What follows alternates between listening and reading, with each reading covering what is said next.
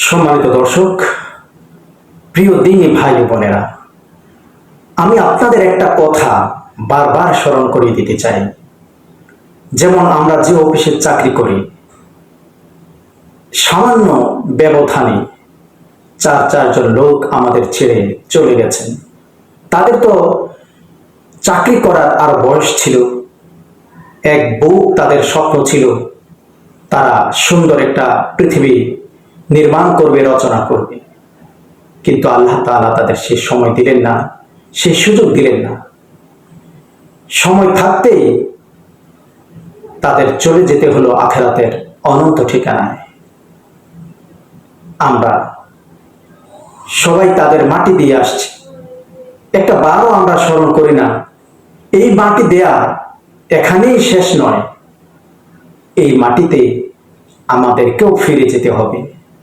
আমরা যখন আমাদের ভাই বোনটিকে মাটি দিতে শুরু করি, তখন আমরা কি দোয়াটা পড়ি?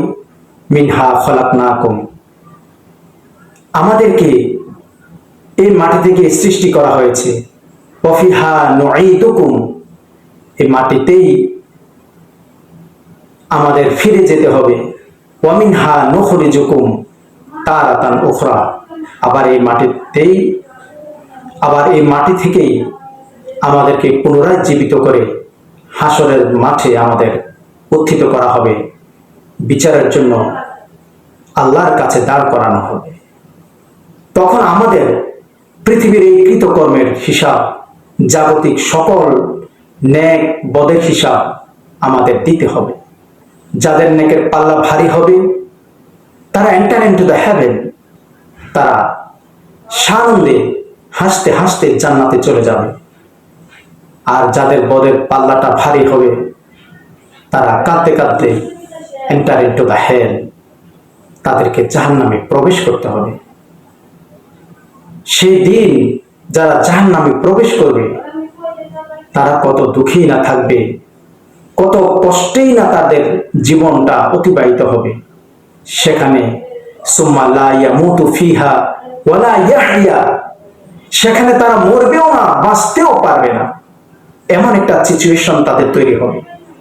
সেই পরকালের কথা একটু ভেবে আমাদেরকে ভাবতে হবে।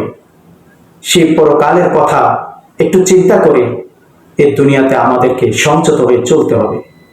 আমাদেরকে যত রকম অপকর্ম আছে, অশ্লীলতা আছে, অন্যায় অবিচার আছে, বেইনসাফি আছে, সব থেকে আমাদের বিরত থাকতে হবে। এই তো কতদিন আমাদের সংস্কৃতি অঙ্গনের পুরুথা, সংস্কৃতি অঙ্গনের পৃষ্ঠপোষক সংগঠক কবি আসাদ বিন হাফিজ ভাই চলে গেলেন। তারও তো আরো কিছুদিন বেঁচে থাকার স্বপ্ন ছিল। মাত্র 62-63 বছর বয়সে তিনি আখিরাতের অনন্ত জমিনে পাড়ি জমান। আমাদের অনেকেই তো 80-90 বছর বেঁচে থাকেন। উনিও তো আরো 20-25 বছর বেঁচে থাকতে পারতেন, তাহলে আরো কত কিছু করে যেতে পারতেন। কিন্তু আল্লাহ তাআলা তাকে সেই সুযোগ দেননি। সম্মানিত দর্শক, আমি কথা আর বাড়াতে চাই না, শুধু তাদের এই মৃত্যুর কথা স্মরণ করে দিয়ে আপনাদেরকে আহ্বান করতে চাই যে আসুন না, দুনিয়ার এই জীবনে আমরা যত অন্যায় অবিচার, অশ্লীলতা, বেহায়াপনা আছে, সব আমরা পরিহার করে একজন সাচ্চা মুসলমান হয়ে যাই, ভালো মানুষ হয়ে যাই। আমার দ্বারা যাতে অন্যজন কষ্ট না পায়, আমার দ্বারা যাতে অন্যজনের ক্ষতি না হয়, এই পৃথিবীটা আমরা এভাবে যদি করতে পারি তাহলে পৃথিবীটা হবে শান্তিময়, আর আমাদের আখিরাতের জীবনটাও হবে সুন্দর।